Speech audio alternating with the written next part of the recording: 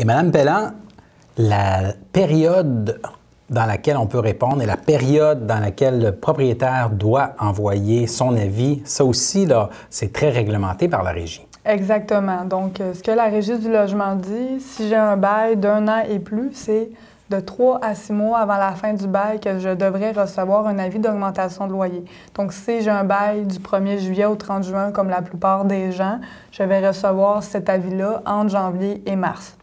Par contre, si j'ai un bail de moins d'1 an, habituellement, là, ça va être 1 à 2 mois avant la fin du bail. Donc, ce n'est plus nécessairement au mois de janvier, février ou mars que je vais le recevoir. Donc, si j'ai un bail de seulement 6 mois qui termine le mois de juin, bien, ça peut être nettement plus tard légalement que le propriétaire doit m'envoyer cet avis-là s'il souhaite augmenter mon loyer. Donc, pour un bail d'1 an qui se termine au 30 juin, quelle est la date limite pour répondre pour un locataire?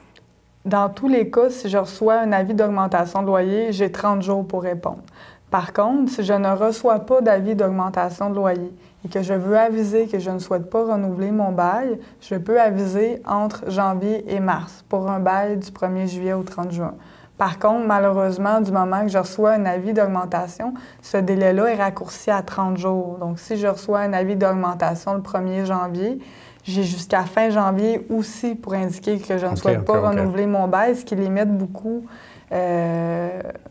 mon délai là, de réponse. Là. Et pour une personne dont le bail, par exemple, serait seulement pour 6 mois ou donc, pour un bail de 6 mois, par exemple, qui terminerait au mois de juin, là, on parlerait de 1 à 2 mois avant la fin du bail, ce qui nous amènerait environ au mois de mai que le propriétaire pourrait envoyer un avis d'augmentation, ce qui change un peu les délais.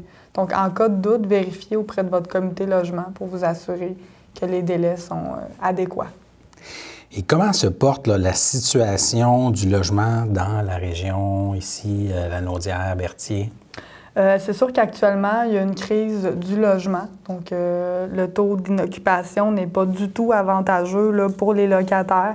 Actuellement, on a beaucoup d'appels de locataires qui ne veulent pas renouveler leur bail, mais qui ne trouvent pas de logement abordable ou qui se font énormément discriminés parce que les propriétaires ont l'embarras du choix, si je peux dire comme ça.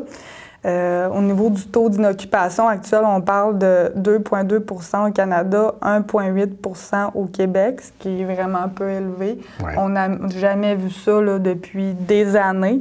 Donc, on est très inquiet à Action Logement. Je dirais même dans certains cas, certains locataires devraient peut-être renouveler leur bail par précaution. Surtout les locataires qui ont un moins bon dossier de crédit, des moins bons antécédents, parce qu'ils vont avoir beaucoup de difficultés à se trouver un nouveau logement. Ou des grandes familles ou des choses comme ça aussi. Exactement. Il y a beaucoup de discrimination actuellement envers les personnes sur l'aide sociale ou les gens qui ont des enfants. Ils se font refuser des logements. À ce moment-là, il y a des recours, mais on ne se le cachera pas. Là, avec un taux d'inoccupation aussi peu élevé, c'est inquiétant pour la suite. C'est plus difficile. Exactement.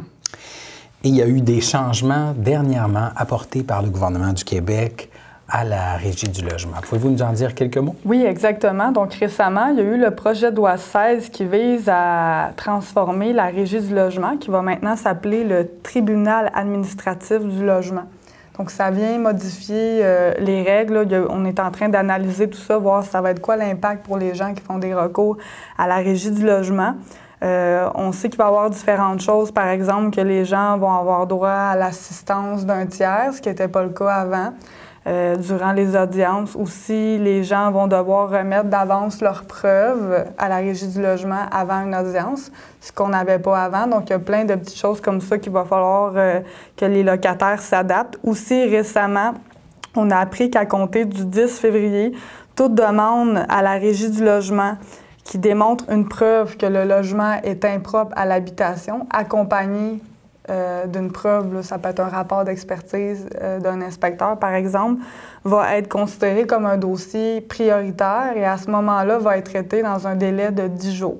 Est-ce que les gens peuvent simplement prendre des photos et les envoyer aussi?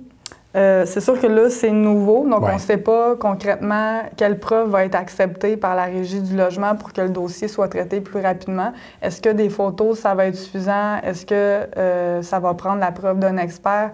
Pour l'instant, je ne peux pas vous le dire car c'est vraiment une nouvelle très, très récente.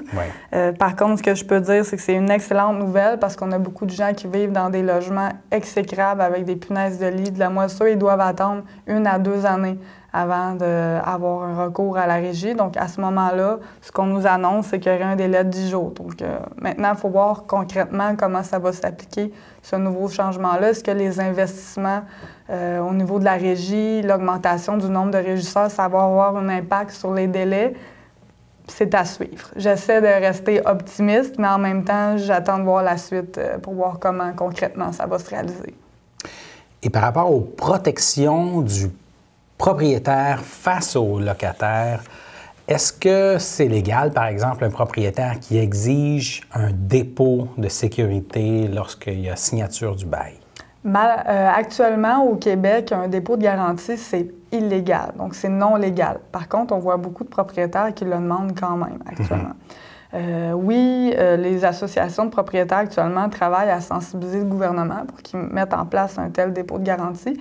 Nous, par contre, on est totalement contre, surtout actuellement. On est dans une crise du logement. Les gens ils ont de la difficulté à se trouver un logement. Ils se font discriminer. Il faut savoir aussi que le propriétaire peut demander d'avance le premier terme du bail. Donc, souvent, le propriétaire a déjà le droit de demander 1 mois de loyer d'avance. Donc, si en plus, il pourrait demander un 2e mois en dépôt, au cas où que la personne briserait des choses, à ce moment-là, on a beaucoup de gens qui n'ont pas la capacité financière de remettre cette somme-là. Et comme on est dans une pénurie de logements, la personne va être obligée soit de s'endetter ou soit de se chercher un autre logement ailleurs.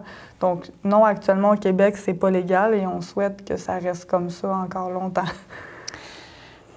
Et il y a une action là, qui s'en vient dans les prochains jours avec le FRAPRU. D'abord, peut-être expliquer qu'est-ce que le FRAPRU et quelle est l'activité qu'il prépare? Donc, le FRAPRU, en fait, c'est un organisme qui revendique davantage de logements sociaux.